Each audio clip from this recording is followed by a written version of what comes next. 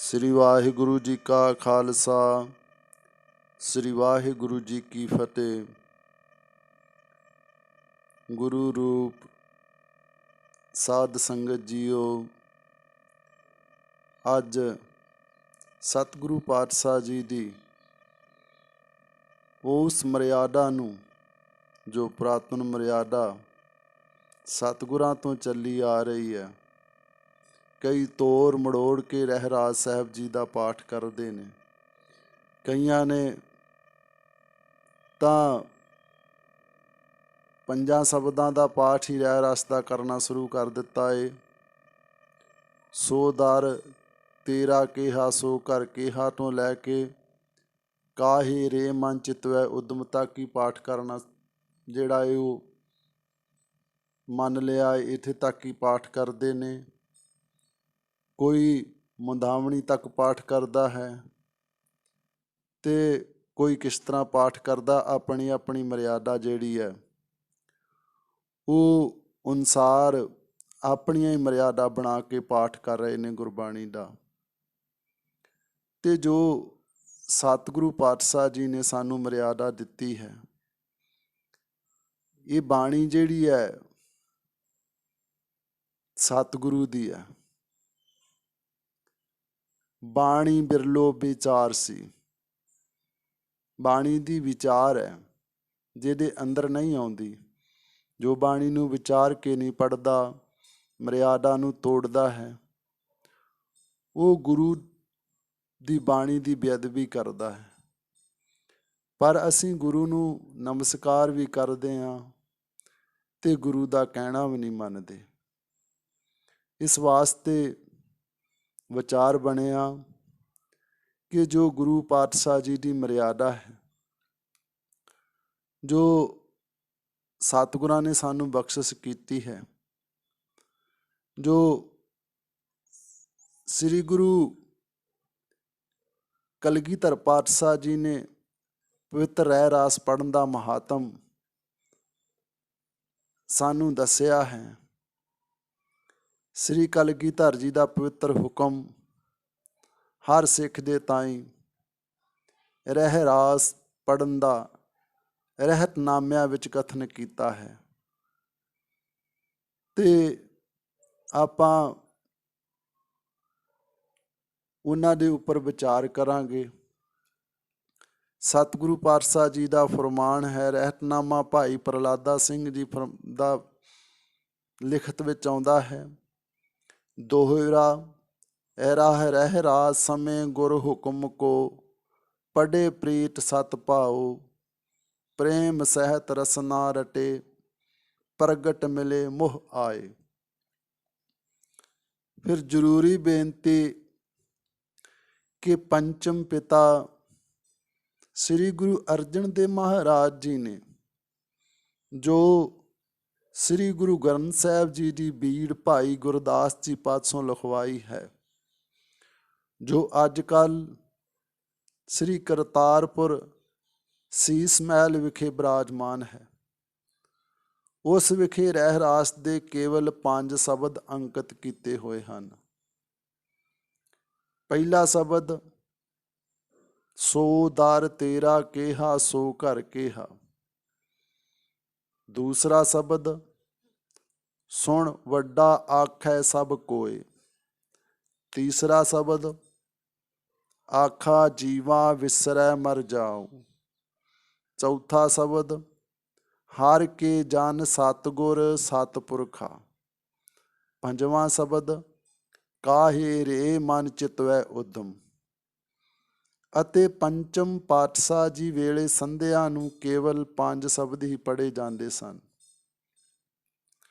ਪੰਚਮ ਪਾਤਸ਼ਾਹ ਜੀ ਤੋਂ ਪਿੱਛੋਂ ਮੀਰੀ ਪੀਰੀ ਦੇ ਮਾਲਕ ਛੇਵੇਂ ਪਿਤਾ ਸ੍ਰੀ ਗੁਰੂ ਹਰਗੋਬਿੰਦ ਸਾਹਿਬ ਜੀ ਸੰਧਿਆ ਸਮੇਂ 9 ਸ਼ਬਦਾਂ ਦਾ ਪਾਠ ਪੜ੍ਹਿਆ ਕਰਦੇ ਸਨ। 5 ਸ਼ਬਦ ਪਿਛਲੇ ਸ੍ਰੀ ਗੁਰੂ ਅਰਜਨ ਪਾਤਸ਼ਾਹ ਜੀ ਵਾਲੇ ਅਤੇ 4 ਸ਼ਬਦ ਇਸ ਪ੍ਰਕਾਰ। ਪਹਿਲਾ ਸ਼ਬਦ ਸੋ ਪੁਰਖ ਨਰੰਜਨ ਹਰ ਪੁਰਖ ਨਰੰਜਨ। ਦੂਸਰਾ ਸ਼ਬਦ ਤੂੰ ਕਰਤਾ ਸਚਿਆਰ ਮੈਡਾ ਸਾਈਂ। ਤੀਸਰਾ ਸ਼ਬਦ ਤਿਤ ਸਰਵਰੜੈ ਪਹਿਲੇ ਨਿਵਾਸਾ। ਚੌਥਾ ਸ਼ਬਦ ਭਈ ਪ੍ਰਾਪਤ ਮਾਨੁਖ ਦੇ ਹੋਰੀਆ। 5 ਪਹਿਲੇ ਸ਼ਬਦ ਅਤੇ 4 ਇਹ 9 ਸ਼ਬਦਾਂ ਤੱਕ ਇਹ ਸ੍ਰੀ ਗੁਰੂ ਹਰਗੋਬਿੰਦ ਪਾਤਸ਼ਾਹ ਜੀ ਨੇ ਮਰਿਆਦਾ ਚਲਾਈ। ਵਿਚਾਰ ਕੇ ਦੇਖੋ, ਇਹਨਾਂ ਦਾ ਅੰਕ ਵੀ ਵੱਖਰਾ ਦਿੱਤਾ ਹੋਇਆ ਹੈ। 100 ਦਰ ਤੋਂ ਲੈ ਕੇ ਕਾਹੇ ਰੇ ਮਨ ਤੱਕ 5 ਸ਼ਬਦ ਲਿਖ ਕੇ ਪਾਂਜਾ ਲਗਾ ਕੇ ਸਮਾਪਤ ਹੈ। ਅੱਗੇ 6ਵੇਂ ਸ਼ਬਦ ਦੀ ਸਮਾਪਤੀ ਕਰਕੇ 6ਵਾਂ ਅੰਕ ਲਿਖਣਾ ਚਾਹੀਦਾ ਸੀ, ਪਰ ਨਹੀਂ ਲਿਖਿਆ ਹੋਇਆ। 6ਵਾਂ ਸ਼ਬਦ ਸੋ ਪੁਰਖ ਦਾ ਲਿਖ ਕੇ ਫਿਰ ਨਵਾਂ ਅੰਕ 1 ਦਿੱਤਾ ਹੋਇਆ ਹੈ। ਇਸ ਤੋਂ ਸਪਸ਼ਟ ਹੁੰਦਾ ਹੈ ਕਿ ਸੋ ਪੁਰਖ ਤੋਂ ਅਗਲੇ ਸ਼ਬਦਾਂ ਦੀ ਮਰਿਆਦਾ 6ਵੇਂ ਪਾਤਸ਼ਾਹ ਜੀ ਨੇ ਬੱਧੀ ਹੈ। ਇਸ ਦਾ ਵੱਡਾ ਸਬੂਤ ਇਹ ਹੈ ਕਿ 6ਵੇਂ ਪਾਤਸ਼ਾਹ ਜੀ ਦੇ ਵੱਡੇ ਸਪੁੱਤਰ ਜੋ ਬਾਬਾ ਗੁਰਦਿੱਤਾ ਜੀ ਸਨ, ਉਹਨਾਂ ਨੇ ਆਪਣੇ ਹੱਥਾਂ ਦਾ ਲਿਖਿਆ ਹੋਇਆ ਇੱਕ ਗੁਟਕਾ ਕਰਤਾਰਪੁਰ ਸੀਸ ਮਹਿਲ ਵਿਖੇ ਹੈ। ਉਸ ਗੁਟਕੇ ਵਿੱਚ ਰਹਿਰਾਸ ਸਾਹਿਬ ਦੇ 9 ਸ਼ਬਦ ਲਿਖੇ ਹੋਏ ਹਨ। 100 ਦਰ ਤੋਂ ਲੈ ਕੇ ਭਈ ਪ੍ਰਾਪਤ ਮਾਨੁਖ ਦੇ ਹੋਰੀਆ ਤੱਕ।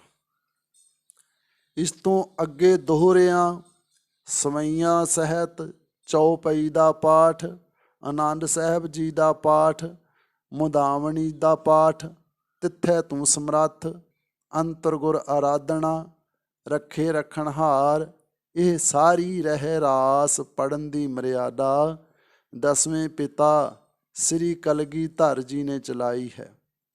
ਉਸੇ ਮਰਿਆਦਾ ਅਨੁਸਾਰ ਸਾਰੀ ਰਹਿਰਾਸ ਭਾਈ ਮਨੀ ਸਿੰਘ ਜੀ ਨੇ 5 ਗ੍ਰੰਥੀ ਵਿਖੇ ਲਿਖ ਦਿੱਤੀ ਸੀ। ਸੱਚਖੰਡ ਸ੍ਰੀ ਹਜ਼ੂਰ ਸਾਹਿਬ ਹੁਣ ਤੱਕ 5 ਗ੍ਰੰਥੀ ਵਾਲੀ ਰਹਿਰਾਸ ਪੜ੍ਹਦੇ ਹਨ। ਸ੍ਰੀ ਅਨੰਦਪੁਰ ਤਖਤ ਕੇਸਗੜ੍ਹ ਸਾਹਿਬ ਉੱਤੇ ਵੀ ਸੰਪੂਰਨ ਰਹਿਰਾਸ ਜੀ ਦਾ ਪਾਠ ਹੁੰਦਾ ਸੀ ਅਤੇ ਅੰਮ੍ਰਿਤਸਰ ਸ੍ਰੀ ਹਰਿਮੰਦਰ ਸਾਹਿਬ ਤੇ ਅਕਾਲ ਤਖਤ ਸਾਹਿਬ ਉੱਪਰ ਵੀ ਪਹਿਲੇ ਸੰਪੂਰਨ ਰਹਿਰਾਸ ਜੀ ਦਾ ਪਾਠ ਹੁੰਦਾ ਸੀ। ਅਕਾਲੀ ਲਹਿਰ ਤੋਂ ਪਹਿਲੇ ਜੋ ਸ੍ਰੀ ਹਰਿਮੰਦਰ ਸਾਹਿਬ ਵਿਖੇ 3 ਗ੍ਰੰਥੀ ਸਨ,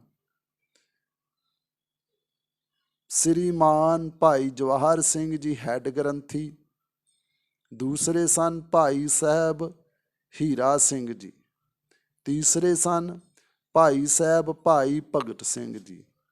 ਇਹ ਸਾਰੇ ਗ੍ਰੰਥੀ ਦੋਹਰੇ ਚੌਪਈਆਂ ਸਮੇਤ ਪੁਰਾਤਨ ਮਰਿਆਦਾ ਅਨੁਸਾਰ ਸੰਪੂਰਨ ਰਹਿਰਾਸ ਪੜ੍ਹਦੇ ਰਹੇ ਹਨ। ਭਾਈ ਜਵਾਹਰ ਸਿੰਘ ਜੀ ਦੇ ਘਰ ਲੜਕਾ ਕੋਈ ਨਹੀਂ ਸੀ। ਬਲੋਚ ਸਥਾਨ ਚਿਮਨ ਦੇ ਇਲਾਕੇ ਇੱਕ ਪ੍ਰੇਮੀ ਦੇ ਘਰ ਸੰਤਾਨ ਨਹੀਂ ਸੀ ਹੁੰਦੀ। ਉਸਨੇ ਸ੍ਰੀ ਗੁਰੂ ਰਾਮਦਾਸ ਸਾਹਿਬ ਜੀ ਦੀ ਮੰਨਤ ਮੰਨੀ, ਜੇਕਰ ਲੜਕਾ ਮੇਰੇ ਘਰ ਪੈਦਾ ਹੋਵੇਗਾ ਤਾਂ ਪਹਿਲੇ ਆਪ ਜੀ ਦੀ ਭੇਟਾ ਕਰਾਂਗਾ। ਗੁਰੂ ਸਾਹਿਬ ਜੀ ਦੀ ਕਿਰਪਾ ਨਾਲ ਜਦ ਉਸ ਬਲੋਚ ਸਥਾਨ ਦੇ ਸਿੱਖ ਦੇ ਘਰ ਲੜਕਾ ਪੈਦਾ ਹੋਇਆ ਤਾਂ ਮਾਤਾ ਜੀ ਨੇ ਲਿਆ ਕੇ ਉਹ ਲੜਕਾ ਸ੍ਰੀ ਹਰਿਮੰਦਰ ਸਾਹਿਬ ਚੜਾ ਦਿੱਤਾ। ਉਸੇ ਵੇਲੇ ਉਹ ਲੜਕਾ ਭਾਈ ਜਵਾਹਰ ਸਿੰਘ ਜੀ ਨੇ ਆਪਣਾ ਪੁੱਤਰ ਬਣਾ ਕੇ ਉਸ ਨੂੰ ਪਾਲਿਆ। ਉਸ ਦਾ ਨਾਂ ਭਾਈ ਫਤਿਹ ਸਿੰਘ ਰੱਖਿਆ। ਅਕਾਲੀ ਲਹਿਰ ਵੇਲੇ ਸੰਨ 1920 ਵਿਖੇ ਭਾਈ ਫਤਿਹ ਸਿੰਘ ਜੀ ਹੀ ਸ੍ਰੀ ਹਰਿਮੰਦਰ ਸਾਹਿਬ ਜੀ ਦੇ ਹੈੱਡ ਗ੍ਰੰਥੀ ਸਨ। ਉਹ ਵੀ ਕਲਗੀਧਰ ਜੀ ਦੀ ਮਰਿਆਦਾ ਅਨੁਸਾਰ ਸੰਪੂਰਨ ਰਹਿਰਾਸ ਸਾਹਿਬ ਜੀ ਦਾ ਪਾਠ ਬਹੁਤ ਸਮਾਂ ਕਰਦੇ ਰਹੇ ਹਨ। ਇਹ ਗੱਲ ਸ੍ਰੀਮਾਨ 108 ਬ੍ਰਹਮ ਗਿਆਨੀ ਸੰਤ ਅਮੀਰ ਸਿੰਘ ਜੀ ਸੁਣਾਇਆ ਕਰਦੇ ਸਨ। ਪੁਰਾਣੇ ਬਜ਼ੁਰਗ ਵੀ ਸਾਰੇ ਸੁਣਾਉਂਦੇ ਹਨ ਕਿ ਅਕਾਲੀ ਲਹਿਰ ਸੰਨ 1920 ਤੋਂ ਚੱਲੀ ਹੈ। ਉਸ ਲਹਿਰ ਦੇ ਸਮੇਂ ਵਿੱਚ ਵੀ 1930 ਤੱਕ ਸੰਪੂਰਨ ਰਹਿਰਾਸ ਜੀ ਦਾ ਪਾਠ ਦੋਹਰੇ ਚੁਪਈਆਂ ਸਮੇਤ ਸ੍ਰੀ ਹਰਿਮੰਦਰ ਸਾਹਿਬ ਤੇ ਸ੍ਰੀ ਅਕਾਲ ਤਖਤ ਸਾਹਿਬ ਸੁਣਦੇ ਰਹੇ ਹਾਂ। ਫਿਰ ਜਿਹੜੇ ਉਸ ਵਕਤ ਤੋਂ ਬਾਅਦ ਕਹਿੰਦੇ ਨੇ ਕਿ ਇੱਕ ਜਿਹੜਾ ਸੰਪਰਦਾਇ ਸਟੀਕ ਇਸ ਦੇ ਵਿੱਚ ਲਿਖਿਆ ਹੈ ਕਿ ਹੁਸ਼ਿਆਰਪੁਰ ਤੋਂ ਸ੍ਰੀਮਾਨ ਮਹੰਤ ਜਮੀਤ ਸਿੰਘ ਜੀ ਨੇ ਸ੍ਰੀ ਗੁਰੂ ਗ੍ਰੰਥ ਸਾਹਿਬ ਜੀ ਦੇ 2 ਰੁਮਾਲੇ ਤਿੱਲੇ ਵਾਲੇ ਸਨ 22 ਤਰੀਕ 2 ਫਰਵਰੀ 1960 ਨੂੰ ਬਣਨ ਵਾਸਤੇ ਭੇਜੇ ਸਨ।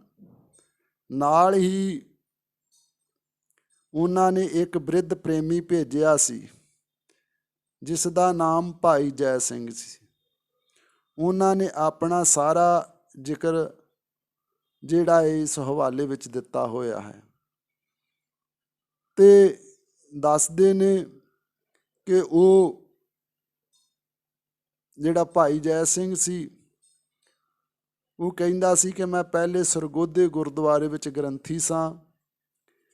ਮੇਰੇ ਹੁੰਦਿਆਂ ਹੀ ਅਕਾਲੀ ਲਹਿਰ ਚੱਲੀ ਹੈ। ਉਸੇ ਲਹਿਰ ਵਿੱਚ ਮੈਂ ਵੀ ਸ਼ਾਮਲ ਸਾਂ। ਮੈਨੂੰ ਸ੍ਰੀ ਤਰਨ ਤਾਰਨ 2 ਸਾਲ ਗ੍ਰੰਥੀ ਰੱਖਿਆ ਹੈ।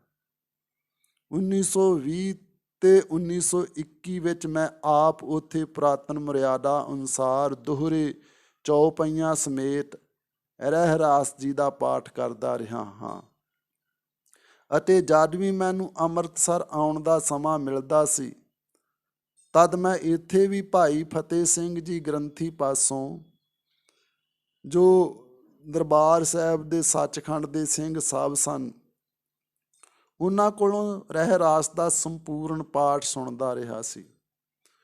ਸੋਦਰ ਤੋਂ ਲੈ ਕੇ ਭਈ ਪ੍ਰਾਪਤ ਤੱਕ ਅਤੇ ਹਮਰੀ ਕਰੋ ਹਾਥ ਦੇ ਰੱਛਾ ਤੋਂ ਲੈ ਕੇ ਇਤ ਸ੍ਰੀ ਤੱਕ, ਫਿਰ ਮੈਂ ਨਾ ਗਨੇਸੇ ਪ੍ਰਥਮ ਮਨਾਉ ਤੋਂ ਲੈ ਕੇ ਅਖੀਰ ਰੱਖੇ ਰੱਖਣਹਾਰ ਤੱਕ ਜੋ ਵੀ ਪੁਰਾਤਨ ਮਰਿਆਦਾ ਰਹਿਰਾਸ ਜੀ ਦੇ ਪੜ੍ਹਨ ਦੀ ਹੈ ਇਹ ਕਲਗੀਧਰ ਦਸ਼ਮੇਸ਼ ਪਿਤਾ ਜੀ ਨੇ ਆਪ ਆਰੰਭ ਕੀਤੀ ਸੀ।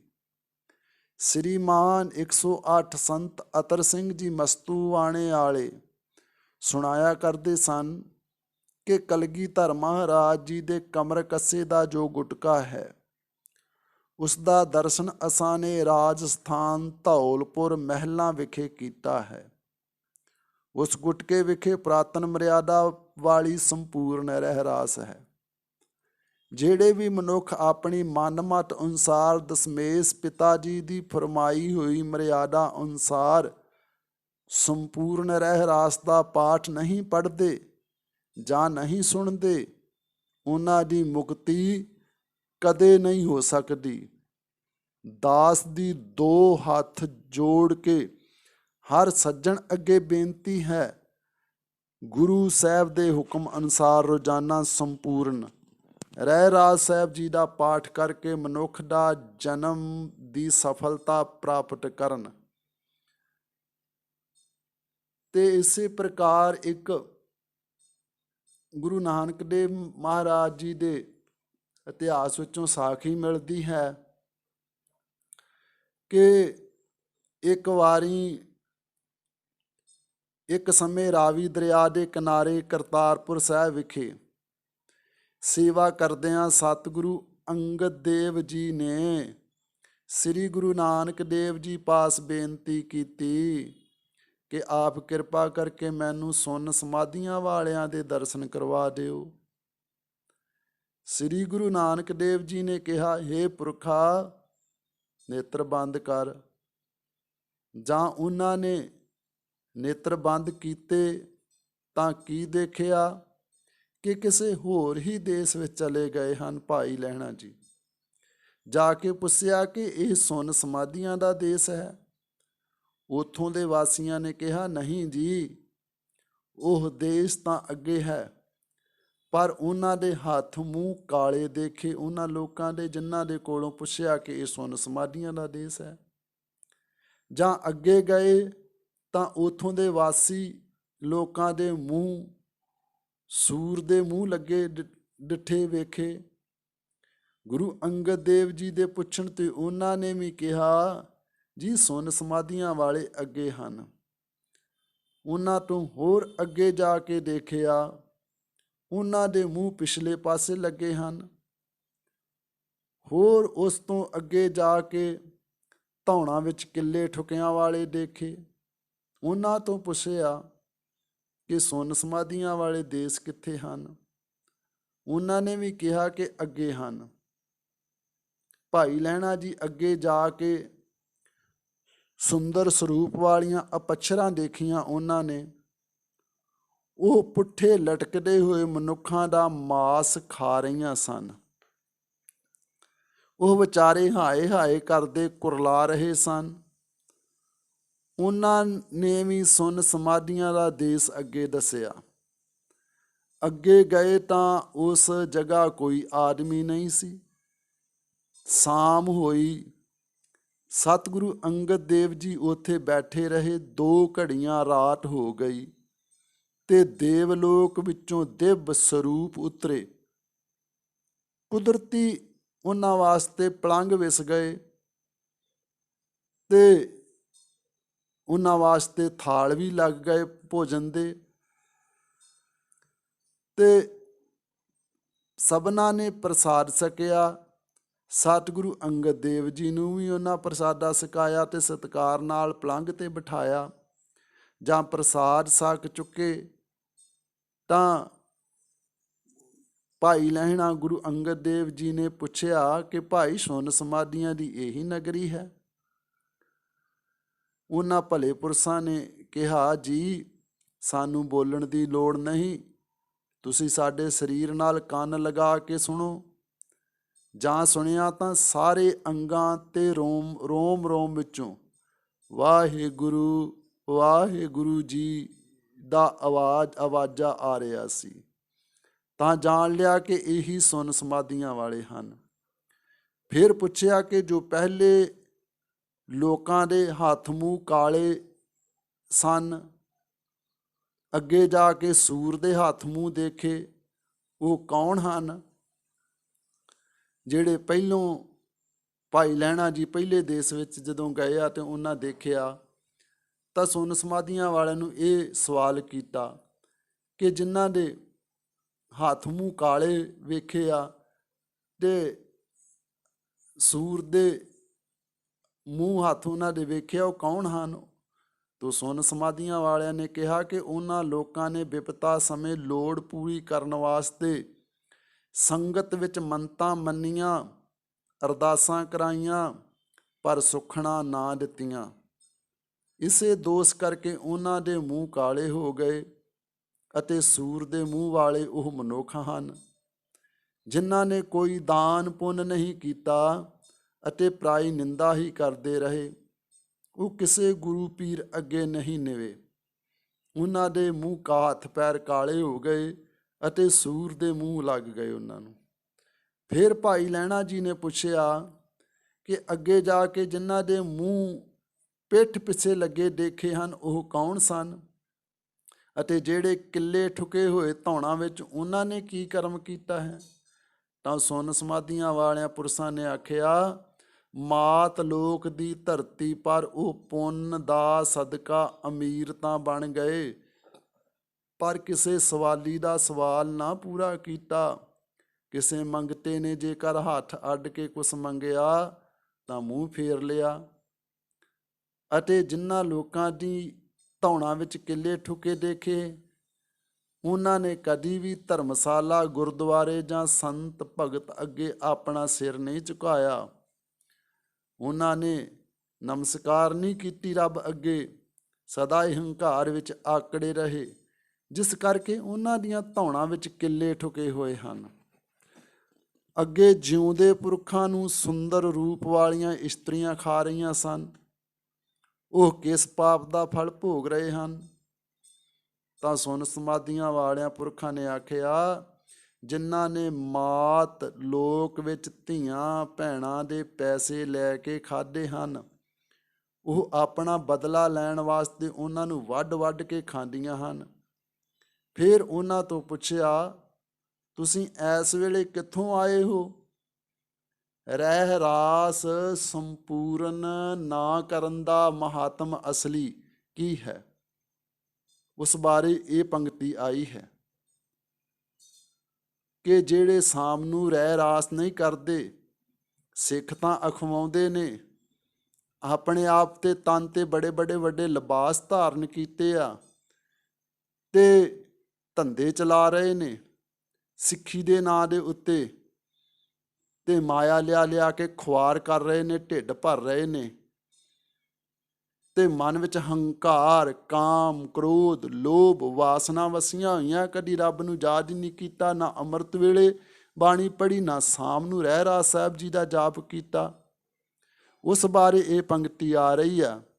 ਸਾਰੀ ਸੰਗਤ ਨੇ ਇਹ ਗੌਰ ਦੇ ਨਾਲ, ਗੁਰੂ ਪਿਆਰ ਵਾਲਿਓ, ਇਹ ਸੁਣਨੀ, ਇਹ ਸਾਡੇ ਵਾਸਤੇ ਬਹੁਤ ਕੰਮ ਦੀ ਪੰਕਤੀ ਹੈ।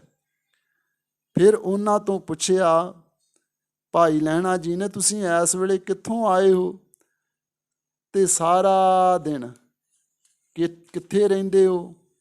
ਤਾਂ ਉਹਨਾਂ ਸੁਣ ਸਮਾਧੀਆਂ ਵਾਲਿਆਂ ਕਿਹਾ, ਜੀ ਸੁਣੋ, ਅਸੀਂ ਬੜੇ ਪੁੰਨੀ ਪੁਰਸ਼ ਹਾਂ, ਮਾਤ ਲੋਕ ਵਿੱਚ ਬੜੇ ਪੁੰਨ ਕੀਤੇ, ਨਾਮ ਵੀ ਜਪਿਆ, ਪਰ ਰਹਿ ਰਾਸ ਦੇ ਸਮੇਂ ਧਰਮਸ਼ਾਲਾ ਜਾਂ ਗੁਰਦੁਆਰੇ ਨਹੀਂ ਗਏ, ਨਾ ਆਪ ਹੀ ਰਹਿ ਰਾਸ ਦਾ ਪਾਠ ਕੀਤਾ, ਜਿਸ ਕਰਕੇ ਅਸੀਂ ਸਾਰਾ ਦਿਨ ਤਾਂ ਨਿਰੰਕਾਰ ਦੇ ਦਰਬਾਰ ਵਿੱਚ ਰਹਿ ਕੇ ਉਸ ਦਾ ਦਰਸ਼ਨ ਕਰਦੇ ਹਾਂ, ਪਰ ਰਹਿ ਰਾਸ ਦੇ ਸਮੇਂ ਸੱਚਖੰਡ ਵਿੱਚੋਂ ਸਾਨੂੰ ਧੱਕੇ ਮਾਰ ਕੇ ਕੱਢਿਆ ਜਾਂਦਾ ਹੈ।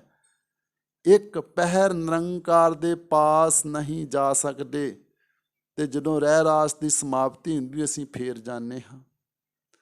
ਇਹ ਸਾਰਾ ਕੌਤਕ ਦਿਖਾ ਕੇ ਸਤਿਗੁਰੂ ਨਾਨਕ ਦੇਵ ਜੀ ਨੇ ਗੁਰੂ ਅੰਗਦ ਦੇਵ ਜੀ ਦੇ ਨੇਤਰ ਖੁਲਵਾਏ ਤੇ ਰਹਿ ਰਾਸ ਪੜਨ ਦਾ ਮਹਾਤਮ ਆਪਣੀ ਰਸਨਾ ਤੋਂ ਉਚਾਰਨ ਕੀਤਾ।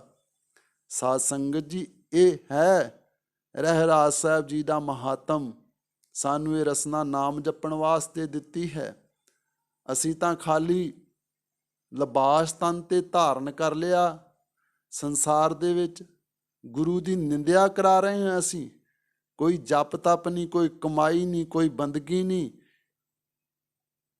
ਤੇ ਕਈ ਲੋਕ ਧੰਦਾ ਚਲਾ ਰਹੇ ਨੇ ਰੱਬ ਦਾ, ਰੱਬ ਦੇ ਬਸਤਰ ਪਹਿਨ ਕੇ, ਉਸ ਤੇ ਪਰਮੇਸ਼ਰ ਵਾਹਿਗੁਰੂ ਜੀ ਦਾ ਬਾਣਾ ਪੈੜ ਕੇ। ਇਹ ਦਸਮ ਪਾਤਸ਼ਾਹ ਦਾ ਬਾਣਾ ਹੈ।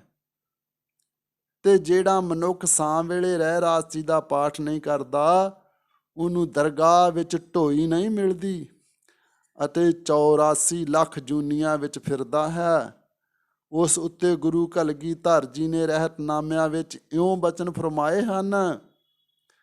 ਤਨਖਾਹਨਾਮਾ ਭਾਈ ਨੰਦ ਲਾਲ ਜੀ ਦਾ, ਚੌਪਈ, ਠੰਡੇ ਪਾਣੀ ਜੋ ਨਹੀਂ ਨਹਾਵੇ, ਬਿਨ ਜਪ ਪੜ੍ਹੇ ਪ੍ਰਸਾਦ ਜੋ ਪਾਵੈ, ਬਿਨ ਰਹਿ ਰਾਸ ਸੰਧਿਆ ਜੋ ਖੋਵੇ, ਕੀਰਤਨ ਪੜ੍ਹੇ ਬਿਨ ਰੈਣ ਜੋ ਸੋਵੇ, ਚੁਗਲੀ ਕਰ ਜੋ ਕਾਜ ਬਿਗਾਰੇ, ਤ੍ਰਿਗ ਤਿਸ ਜਨਮ ਸੋ ਧਰਮ ਵਿਸਾਰੇ, ਕਰੇ ਬਚਨ ਜੋ ਪਾਲੇ ਨਾਹੀ, ਗੋਬਿੰਦ ਸਿੰਘ ਤਿਸ ਠੌਰ ਕਤ ਨਾਹੀ। ਰਹਿਤਨਾਮਾ ਭਾਈ ਪ੍ਰਹਲਾਦਾ ਸਿੰਘ ਜੀ ਦਾ। ਤਥਾ ਪ੍ਰਾਤਾ ਕਾਲ ਗੁਰ ਗੀਤ ਨਾ ਗਾਵੈ, ਰਹਿ ਰਾਸ ਬਿਨਾ ਪ੍ਰਸਾਦ ਜੋ ਪਾਵੈ, ਬਾਹਰ ਮੁਖੀ ਸਿੱਖ ਤਿਸ ਜਾਨੋ, ਸਭ ਬਰਤਨ ਮਿਥਿਆ ਤਿਸ ਮਾਨੋ, ਲੱਖ 84 ਭ੍ਰਮਤਾ ਫਿਰੇ, ਬਾਰ ਬਾਰ ਜਗ ਜਨਮੈ ਮਰੇ, ਗੁਰ ਬਚਨ ਸਿਉ ਟੂਟਾ ਜਾਏ, ਦਰਗਾਹ ਤਾਕੋ ਮਿਲੇ ਸਜਾਏ। ਸਾਧ ਸੰਗਤ ਜਿਨ੍ਹਾਂ ਸੰਪੂਰਨ ਰਹਿ ਰਾਸ ਜੀ ਦਾ ਪਾਠ ਨਹੀਂ ਨਾ ਕੀਤਾ, ਆਪਾਂ ਆਪਣੀਆਂ ਹੀ ਮਰਿਆਦਾ ਬਣਾ ਲਈਆਂ ਵਾ, ਆਪਣੀ ਮਨਮਤ ਅਨੁਸਾਰ ਹੀ ਆਪਾਂ ਪਾਠ ਕਰ ਰਹੇ ਹਾਂ ਕਿ ਇੰਨਾ ਚਿਰ ਪਾਠ ਹੋਣਾ ਚਾਹੀਦਾ ਹੈ, ਭਾਵੇਂ ਸਾਨੂੰ ਮਰਿਆਦਾ ਹੀ ਵਿਗਾੜਨੀ ਪਵੇ, ਫਿਰ ਇੰਨਾ ਚਿਰ ਅਸੀਂ ਕੀਰਤਨ ਕਰਨਾ ਹੈ। ਕਦੇ ਸੰਪੂਰਨ ਆਸਾ ਜੀ ਦੀ ਵਾਰ ਦਾ ਅੰਮ੍ਰਿਤ ਵੇਲੇ ਕੀਰਤਨ ਹੀ ਨਹੀਂ ਕਿਸ ਗੁਰਦੁਆਰੇ ਹੋ ਰਿਹਾ, ਕਿਤੇ 2 ਛੱਕੇ ਪੜ੍ਹੇ ਜਾਂਦੇ ਨੇ, ਕਿਤੇ 4 ਛੱਕੇ ਪੜ੍ਹੇ ਜਾਂਦੇ ਨੇ, 24 ਛੱਕੇ ਨੇ, ਤੇ ਰੋਜ਼ ਆਸਾ ਜੀ ਦੇ ਇਸ ਵਾਰ ਦਾ ਸੰਪੂਰਨ ਕਿਤੇ ਕੀਰਤਨ ਹੀ ਨਹੀਂ ਹੋ ਰਿਹਾ। ਅਸੀਂ ਕਿੰਨੇ ਕੁ ਸਿੱਖ ਹਾਂ, ਤੇ ਅਸੀਂ ਇਹਨਾਂ ਚੀਜ਼ਾਂ ਤੋਂ ਗੁਰੇਜ਼ ਕਰੀਏ, ਗੁਰੂ ਕੀ ਸ਼ਰਨ ਲੱਗੀਏ, ਬਾਣੀ ਪੜ੍ਹੀਏ ਤਾਂ ਕਿ ਸਾਡਾ ਜਨਮ ਮਰਨ ਸਫਲਾ ਹੋਵੇ। ਇਹ ਬੇਨਤੀ ਨੂੰ ਪ੍ਰਵਾਨ ਕਰਨਾ ਮਨ ਵਿੱਚ ਵਿਚਾਰ ਆਈ ਕਿ ਸੰਗਤ ਦੇ ਨਾਲ ਇੰਨੀ ਕੁ ਵਿਚਾਰਾਂ ਸਾਂਝੀਆਂ ਕੀਤੀਆਂ ਜਾਣ। ਸੋ ਹੋਈਆਂ ਭੁੱਲਾਂ ਚੁੱਕ